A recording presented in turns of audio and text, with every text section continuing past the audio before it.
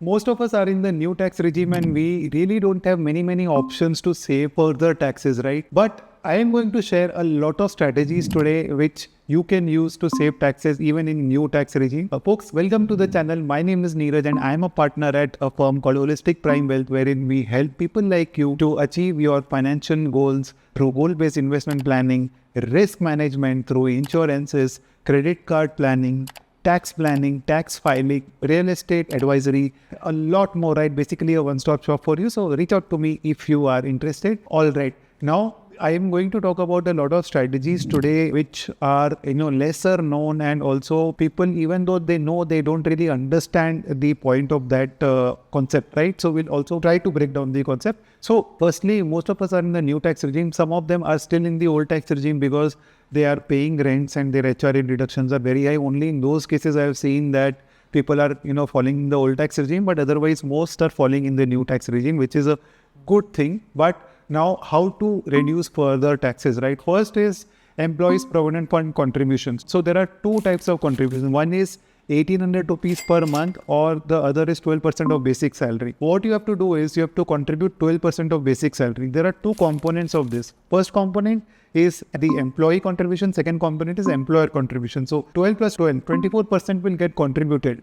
But the 12% of employer contribution will not be considered as a part of your income and it will not be taxed, right? So that is one way of doing it. Second is national pension scheme. So if you can convince your employer to start contributing to NPS, right, you can contribute up to 14% of your basic salary to NPS, right? So this also will help you save taxes because again, employer contribution will not be considered as a part of your income and it will not be used to calculate your income taxes. So employer contribution for PF and employer contribution for NPS, a total of 7.5 lakh rupees contribution can be made per year through employer, up to which it is not taxable. Beyond that, it becomes taxable. So remember this also when if you are in somebody who has a very high salary, say you have a salary of 1 crore rupees and a basic salary of 50 lakhs, then 12% of EPF itself will become 6 lakh rupees, right? Then you can probably say that I'll only contribute 1800 to EPF and 14%, which is 7 lakh rupees to NPS. NPS is a fantastic instrument. We have discussed it in detail in our previous videos. I'm sharing the link here. You can watch that video. The next strategy of saving taxes is through gifting. Folks, understand this. A lot of people, what they do is if they are earning money themselves, they transfer money in their spouse name and, create a FD. But in those cases, it is completely taxable because clubbing of taxation rules will apply. So you have to make sure that you're not transferring the money to your spouse. Where does gifting help? Gifting helps if you're transferring the money to your parents, right? In that case, everything, all the income generated from the money that you transfer to your parents is not taxable. So that is one way of doing it. You can transfer it to your mother or father if they don't have any income. You can invest through them. And you can transfer it to your child. But the child should be an adult child, not a dependent child. So in those cases, if the child is a dependent child, even then you don't get any tax exemption because clubbing rules will apply. So remember this whenever you transfer. I have seen multiple people, making this mistake of transferring money to their spouses and investing, and they don't understand the fact that clubbing rules will apply. Next is if you are somebody who is not yet married, right, and who is going to get married, then any gift received during a wedding is also tax-free. You have to maintain a record of how much gift you have received, right? If you're depositing a lot of cash in your bank account, but if you can show the evidence to the tax department that it was because you got married with photos and videos, and also keep a list of people who have given you these gifts, all of that can be tax-free, right? So that is another great way of saving some taxes, especially when you receive a lot of gifts in cash during your wedding, right? So you can deposit it in your bank account and, just disclose it in your tax return and it will be tax-free for you. Then the next way of saving taxes is through tax gain harvesting. So there is something called tax loss harvesting and tax gain harvesting. We are going to talk about both. Okay. So say for example, you have a lot of investments in stocks or mutual funds, equity oriented mutual funds or hybrid mutual funds, right?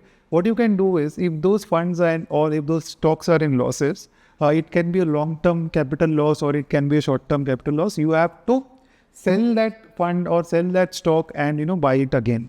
Don't buy it on the same day. Buy it, if you're selling a stock on BSC, buy it on NSE if you're buying it on same day.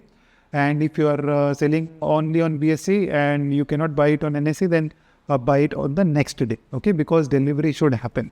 That is one way of doing it. But if you're selling mutual funds, right, beware of the fact that exit loads are applicable in a lot of equity and hybrid funds. So do it in case of long-term capital losses only. Don't do it in case of short-term capital losses, because you will incur expense like exit loads. This is one way of doing it for losses, right? Because all these losses can be carried forward for the next 8 years, and you can set it off against your long-term capital gain or short-term capital gain. Long-term capital losses can be set off against only long-term capital gains, and short-term capital losses can be set off against both short-term capital gains and short-term capital losses. I am going to share the details on the screen here, a tabular format. You can look at it, pause and look at it. Then what about tax gain harvesting? So the tax law says that long-term capital gains in equity, okay, up to 1.25 lakh rupees is tax-free every year. So what you have to do is, if you're buying stocks or if you're investing in mutual funds, right? I personally prefer mutual funds only.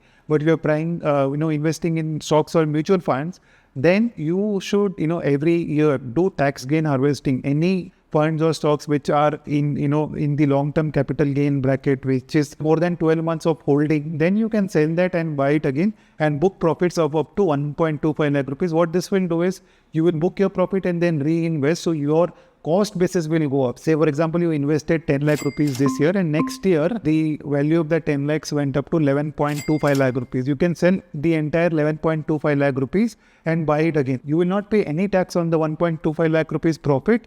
And next year your cost is going to be 11.25 lakh rupees, not 10 lakh rupees, right? That's how you can keep on increasing your cost basis every year until the time you retire, and then use a lot of tax saving strategies even in retirement as well. And that's what we help our clients at the firm as well. If you have any income apart from, say, your salary income, right? You might have a YouTube channel like me, or you might, be giving tuitions, or, doing any sort of consulting.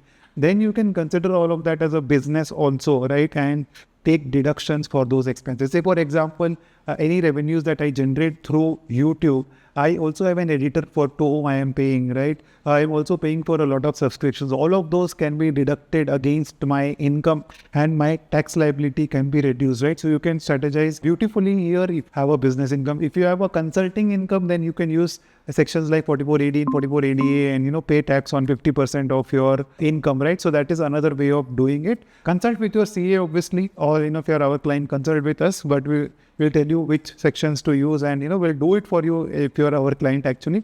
But you have to, make sure that you're selecting the right section if you're using the sections like 4480 and 4480A.